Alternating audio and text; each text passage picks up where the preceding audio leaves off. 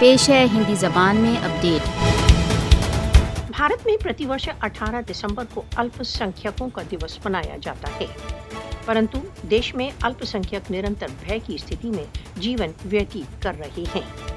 Bharatiya Janata party सरकार अल्पसंख्यकों के विरुद्ध निरंतर आरएसएस विचारधारा लागू कर रही है।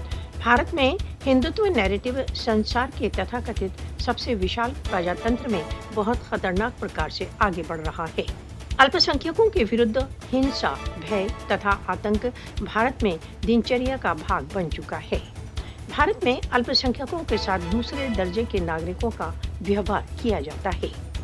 मोदी के भारत में मुसलमानों तथा अन्य अल्पसंख्यकों के विरुद्ध घृणा अपराधों में खतरनाक सीमा तक वृद्धि हो चुकी है। भारत को एक हिंदू राष्ट्र बना देना मोदी का अंतिम स्वप्न है। समय आ गया है कि अंतर्राष्ट्रीय समुदाय को भारतीय अल्पसंख्यकों के मूल मानव अधिकारों को निश्चित बनाने के लिए आगे आना चाहिए। अंतर्राष्ट्रीय मानव अधिकार संगठनों को भारत में अल्पसंख्यकों को हिंदुत्व के आतंक से बचाने के लिए प्रयत्न करना चाहिए। सार्वभौमिक समुदाय को भारत में अल्पसंख्यकों की यातनाओं का नोटिस लेना चाहिए।